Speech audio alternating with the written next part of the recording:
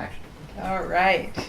So we're in Los Osos, California, where I settled after 7 years on the road because I had a strong guidance that I would be brought into the company of some really neat people here that I could collaborate with and invite to participate in Art of Living, Circles Uniting. And this is the first of a number of interviews, actually conversations, I like to emphasize conversations, that we are going to be doing with local artists of life. Artist of life being someone who's really living their passion true to their soul's journey and has been moved into their own particular pathway in life to contribute beyond their selves to the greater. And this is Linda Seeley, who's become a very dear friend of mine. I have a very high regard for her. And for me, she's a true artist of life. And we're going to be speaking with Linda about her being a midwife of many years, an activist practically for her entire life, and how those go together and how this can be accessed to people finding their own pathway to their own art of living. So welcome. Thank you. Glad to be here. Good to have you here. One of the cool things about the art of living is it really is in the living. So we're definitely going to be the media folks that just, we go and hang out with our friends and however we put it together. And so I'd like to go to this touchstone that happened for you in your life with Kent State. And we can go into that in greater detail elsewhere, but we'll kind of, specifically utilize it from this point of how it influenced you and moved you forward. And I think being at Kent State, I was present there when the students were killed. And it was the most shocking thing that I've ever experienced in my life because I didn't expect it. And I was very close to one of the young men who was killed, Jeffrey Miller. I mean, not close, I didn't know him, but when he was shot, he was just maybe 20, 25 feet away from me, and it was very, traumatizing. Yeah. You were young yourself, you were 26 I was years old. 26, yeah. I was already a mom. I had already graduated from Kent, but I was there at the rally because of the... And it could have been you. It easily could have been me. If the bullet had gone a little bit to the right, it could have been me. So that influenced me for the rest of my life, and it made me understand that that our government isn't really there to serve and protect us. It's there to serve and protect the ruling oligarchy, and that we have to serve and protect each other. And so that's how I've tried to live my life ever since. And how quickly it militarized, that it was actually already there. It couldn't have shown up that fast if it wasn't already there. That's right. Yeah, I noticed that in California when we just had the earthquake, and the riots and things, suddenly I'm seeing tanks and that's right. This and things, and they're like, whoa, where were they? They were there. At the ready. Yeah. So on one hand, if we were sitting in a circle and we were sharing about the touchstones in our life, that probably would come up, strongly and first and foremost in many ways. Then there's the more subtle layers and what have you that were there throughout your life. So let's go into that a little bit so we can see how that works for people. Well, I think I grew up in a very small town in Ohio, and my dad was the mayor. And I used to watch him. He had court every Tuesday evening, and sometimes it was at our house. And so I used to watch and listen to what he did with people who beat up their wives or were found drunk on the street, or, but knocked over a gravestone in the cemetery, or all sorts of things that people do when they live in a small town and there's nothing else to do. And my sister and I would listen and hear the compassion in his thinking, and so he wasn't coming from enforcement. He was coming from how to make it work for everybody. Because everybody lived there. Everybody had to get along. The people couldn't disobey the law, but on the other hand, they did.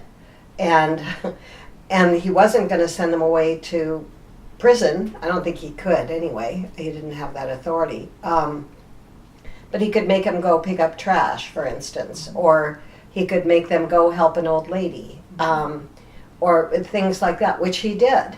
And then he would talk to them and say, "Oh, I remember this guy used to be drunk every Sunday morning, and he'd be in the gutter or something." Biddy McDevitt was his name. And my dad would be like, "Biddy, you can't keep doing this, You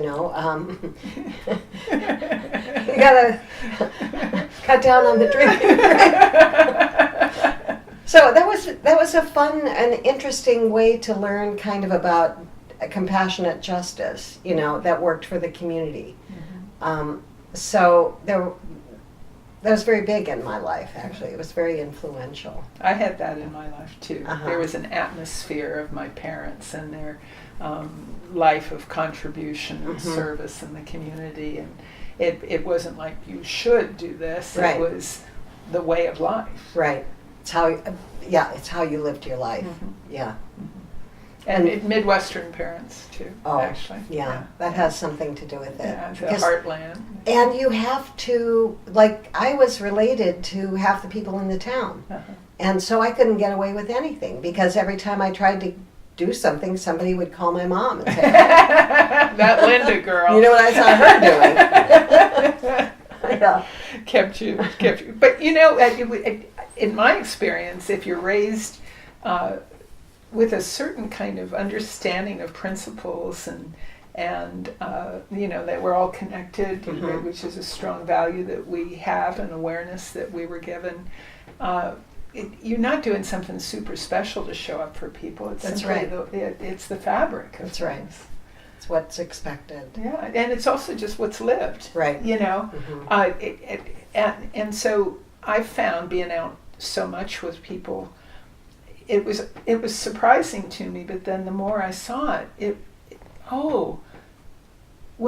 if people didn't get this, then they don't have access to the thing that I might see to be so matter of fact, And if they don't have access, that's a very different understanding about how to approach it, bring it, and empower them, than if they're just not doing it. Right. They're not doing it. Of course they should do it. I do it. Why wouldn't they do it? And I find a lot of people that are in positions where it's just sort of second nature for them, did get this substantive, familial, and I don't mean some grandiose romanticized version. It's just this very basic, down on the ground interface with the world part, and then we might think that people are dissing it, or whatever, but it's actually that, and that's where I feel we can be more empowered to bring something that, in a way that can be received and acted upon.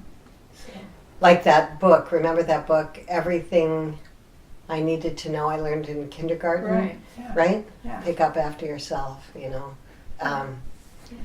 be kind, help, but just, kind of that. And kind of the guiding principles of if I do this, it has impact on someone else. That's right. It can be a very positive impact, or it can be like a derogatory, Right. Undermining kind of impact. But we're not that aware of it as a society. We're more aware of how we're impacted than how we impact. Right. Well, I think we're taught to believe that what we do doesn't matter. That's right. Right? Yeah. Especially women. Yeah. It's pretty prevalent, I think.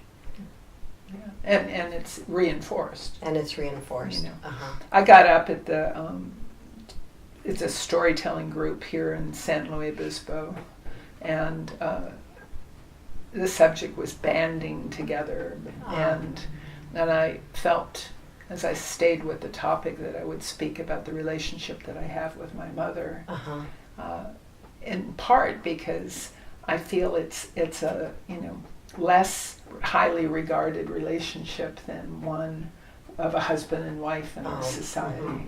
My mother was my number one ally, and so I wanted to bring it to the fore that this whole idea of the feminine not being valued or women's rights, really goes much deeper into the feminine not being valued and how it shows up in nurture, guiding principles and the things.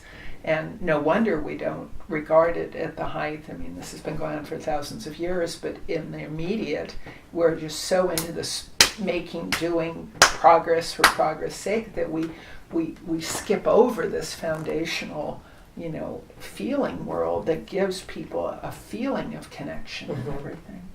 So let's talk a little bit about your activism, or a lot about your activism, and how being close to nature is part of that, the Mothers for Peace and downsizing Diablo, and working with Joanna Macy and bringing this circle to support and nurture, activists in the community, this kind of thing that you are, the gal, for that I've, certainly found you to be here. How that then stems back into these kind of roots that you've had. Let's see. I think I was always an activist. I think I was born, like you said, you come in with whatever. I think I was born that way. Couldn't help it.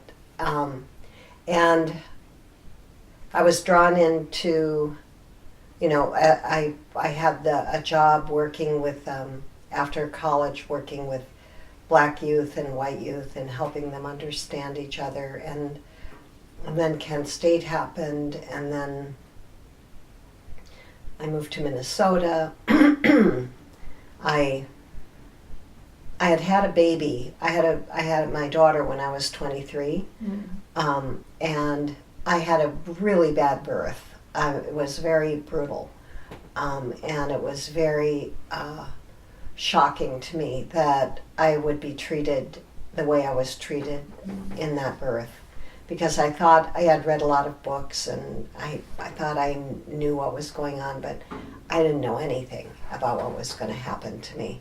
And so it was a hospital birth? It was a hospital, yeah. So another kind of meeting with the institutional. Absolutely. And not in control, being kept in bed, and I won't go into it, but just a lot of deprivation of my own integrity. And so then when I was living in Minnesota, I went with a friend to, she asked me to be her birth coach. She was my next door neighbor. And the only birth I had been to was my own, and it was not very good. And so I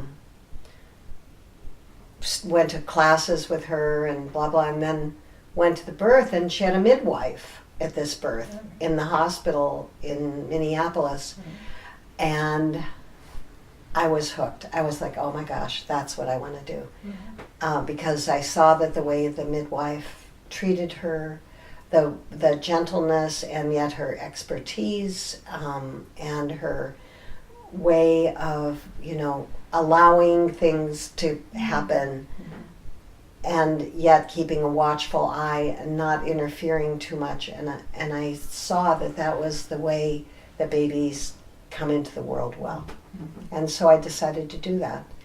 But I had to go to nursing school. So then I went to nursing school, and then it took me a few years to get, because then I had another baby.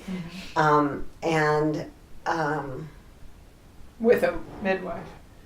My second baby was absolutely with a midwife, in the hospital. My third baby was with a midwife at home. So I progressed kind of.